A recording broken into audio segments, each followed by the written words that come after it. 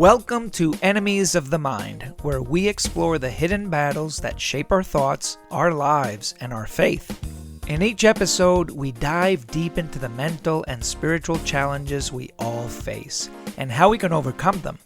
Join us as we confront the unseen enemies of the mind and discover the power of renewal, peace, and victory in Christ. This podcast is made using Notebook LM, so the voices you will hear are artificially generated. Welcome back, everybody, to another deep dive. We're going to be tackling some pretty big topics today. Materialism and worry. And we're looking at a text that blends psychology and spirituality. And I'm curious, what are your first impressions of the text? You know what strikes me is this text doesn't come across as like this wealth is bad kind of thing. It's more nuanced than that. It's really more about this idea of like material mindedness, you know. It's more like this obsession with always needing more and bigger and better. Like those are the things that unlock happiness. Yeah, that makes sense. I think we can all relate to that feeling of like, you know, I just need to get this next gadget. Or I need to get, you know, a bigger house or a fancier car or whatever it is, and then I'll finally be happy. Yeah, and if that were true, wouldn't we all be like blissed out by now? Yeah, good point. The text kind of points out how this mindset like traps us in this cycle. Of just always wanting more, you know, like these desires that are ultimately, you know, foolish and harmful. Yeah, there's that phrase in the text that really stuck out to me. It talks about people chasing after riches, ending up pierced with many griefs. That's pretty intense imagery. What do you think they're getting at with that? Well, I think it's pointing to like the real consequences of this constant striving, you know. It's not just like a harmless little, you know, flaw that we all have. It's like this can actually lead to some serious pain. I think it connects back to what it says in Matthew 13.22 about riches being deceitful. You know? I think there's something really true to that. Like, we're just bombarded with these messages that having more stuff equals happiness, but then we get the thing and it's like, it's fleeting. Total buyer's remorse feeling, but magnified. Like you think you're buying happiness, but you're really just buying into this illusion. You know, I remember this one time I was so convinced I needed this designer handbag. You know, I thought it would make me feel like so confident and successful. But honestly, I just ended up feeling just as stressed and insecure. Just with a much lighter bank account. It's like these status symbols, they promise you all these things, you know, belonging or validation, even love. But at the end of the day, they're just distractions from what really matters. Like genuine connection and purpose and inner peace. You know, and this reminds me of the parable in the text about the rich fool. From Luke 12.19-21. This guy has overflowing barns, you know, and instead of just enjoying what he has, he decides to build even bigger ones. Classic case of misplaced priorities. And the irony is that very night he dies. All that accumulation, all that planning for the future. It was all for nothing. It really drives home that point about, you know, enjoyment without contentment is empty. Especially when we're so focused on just getting more. We miss out on, you know, deeper and more fulfilling things. Like giving back to the community or building meaningful relationships. You know, I think that raises a good question. What's that? Like, are we collecting possessions or are they collecting us? That's a really good question. You know, one thing the text points out is that we often work so hard to get things and then we never truly enjoy them. Because we're already focused on the next thing. Have you ever felt that? Absolutely.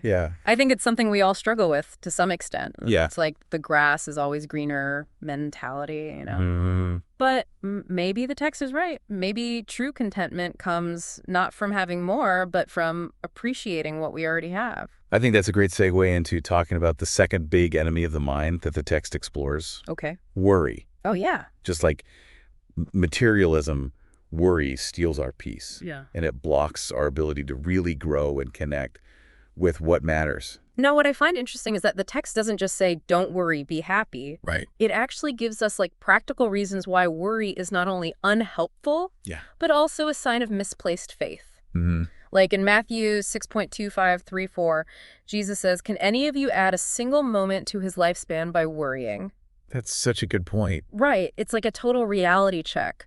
Yeah. I think what Jesus is getting at is that we need to trust in something bigger than ourselves. Yeah. It's something beyond our control. Mm-hmm. Like worry often comes from this illusion that we can micromanage every outcome. Right. Which is just exhausting and ultimately impossible. It makes me think of that image of like someone clinging to the steering wheel, white-knuckled, when really all they need to do is let go and trust the journey.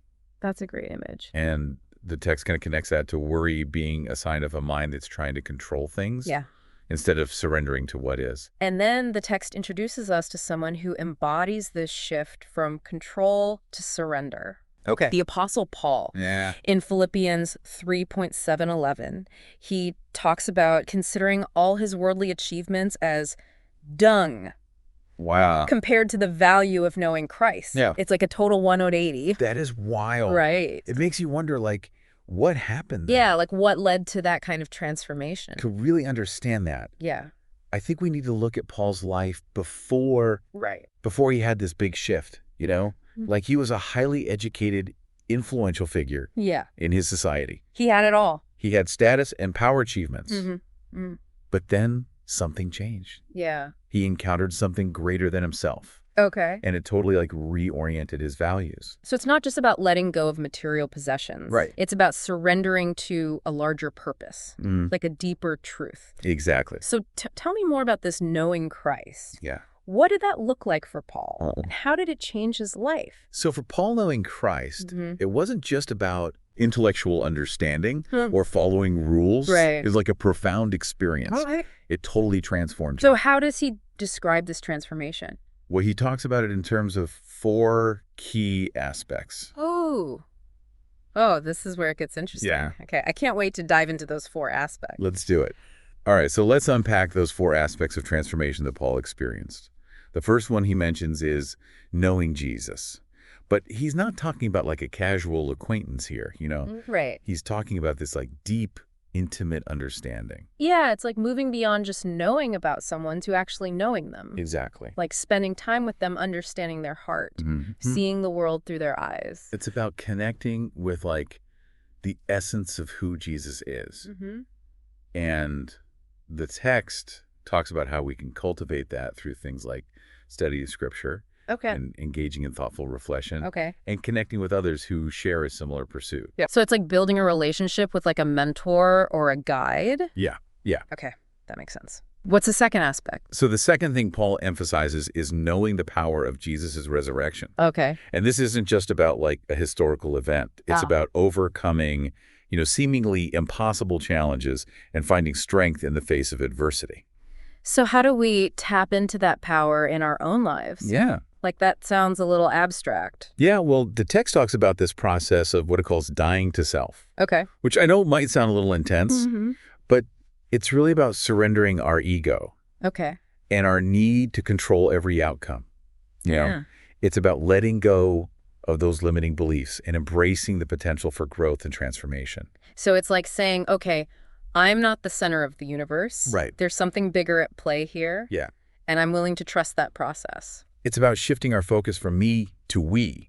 Okay. From self-preservation to like contributing to something larger than ourselves. And that brings us to the third aspect. Yes. Right. Fellowship in Jesus' sufferings. This one always makes me pause a bit. Yeah. So does this mean we should like actively seek out suffering? No, not at all. Okay. It's more about acknowledging that challenges and setbacks are just part of the human experience. Everyone faces difficulties, but we don't have to go through them alone. You know, it's about finding strength in community, leaning on others for support, and recognizing that our struggles can actually be sources of growth and resilience. So it's about finding strength and even growth in the midst of hardship, because we know we're not alone in those moments. Right. And we can draw on that collective wisdom and support of others who have maybe walked a similar path. Yeah, and I think this ties back to what we were talking about earlier with worry. Okay. When we face challenges with this sense of isolation and fear, they can feel so overwhelming. But when we connect with others and share our burdens and draw strength from a shared sense of purpose, it really changes things. It's like that saying, shared joy is doubled and shared sorrow is halved. Exactly. Okay, so that brings us to the fourth and final aspect. Yes. Being conformed to Jesus's death. Mm-hmm. This one sounds even more intense than dying to self. I know, right? What exactly does this mean? Yeah. Is it about, like, preparing for our own mortality? Not in a literal sense. Right. It's more about this metaphorical death. Okay. Like a letting go of old patterns and beliefs and behaviors that no longer serve us. Mm-hmm. You know? Mm-hmm. It's about continuously striving to embody the qualities that Jesus exemplified. Like compassion and forgiveness. Yes. Selflessness and love. Exactly. So it's about embodying those qualities in our daily lives and our interactions with others in the choices we make. Yes. The way we move through the world. Precisely.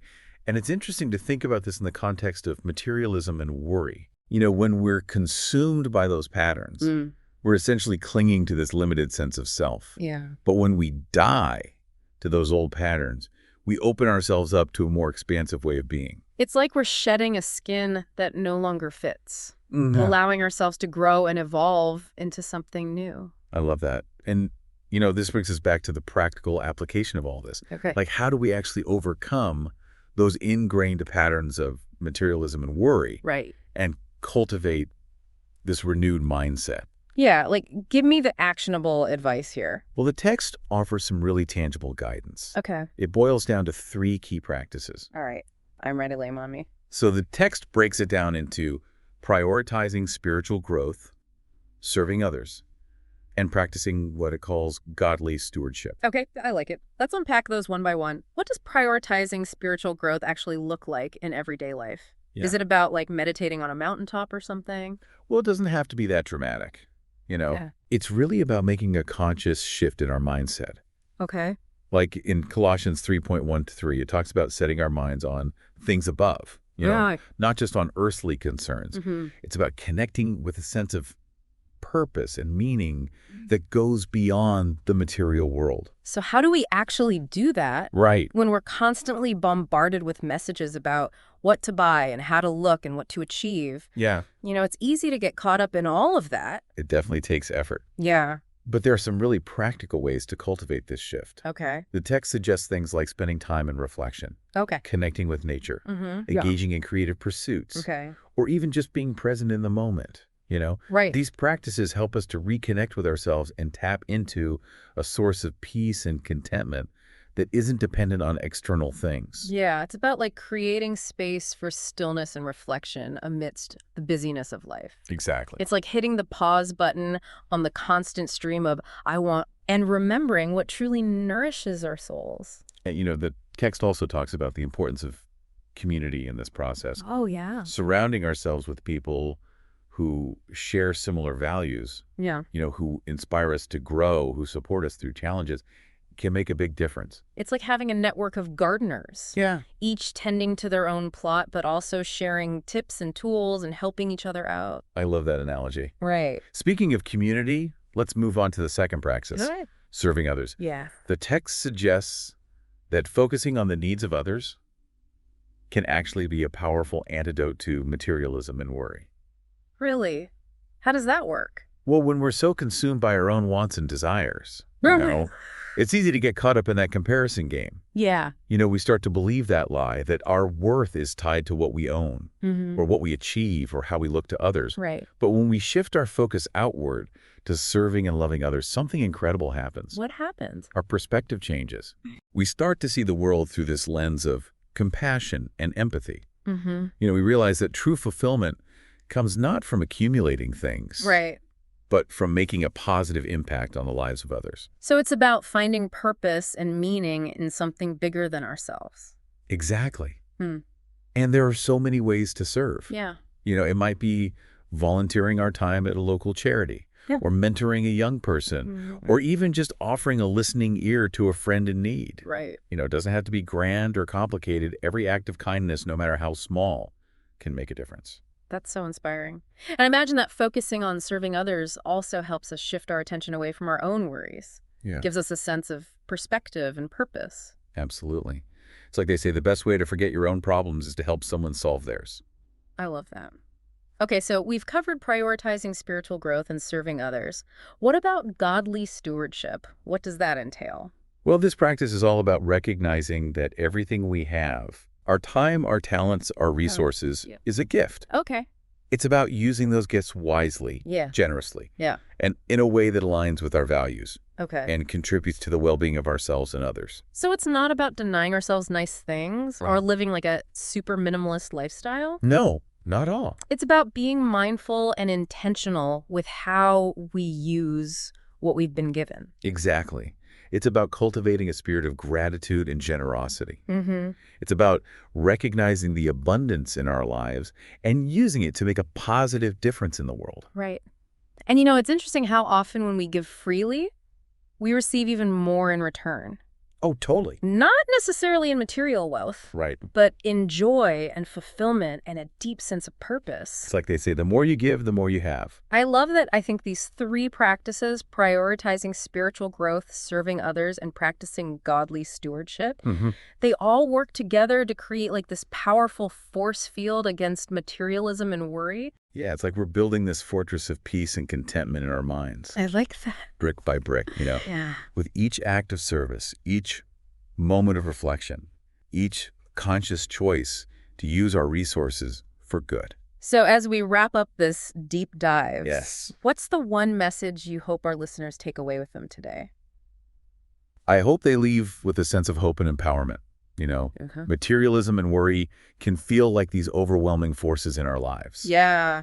But they don't have to control us. Right. We can choose a different path. Okay. A path of freedom, joy, abundance, by embracing these three practices. That's a beautiful message. And what's really resonating with me is that these practices aren't just about like personal happiness. They're about creating a more just compassionate and interconnected world. Beautifully said. And I think that's a perfect note to end on. Yeah. Listeners, this is just the beginning of the conversation. Right. We encourage you to keep exploring these ideas. Yeah. Keep asking questions and keep seeking truth. The journey is yours to create, and the possibilities are endless. Thank you so much for joining us on this deep dive. It's been a pleasure. It's been an incredibly enriching conversation, and I hope our listeners feel inspired to take these practices into their own lives and see what unfolds. And as always, we're here to support you along the way. Yes. Until next time, stay curious and keep diving deep.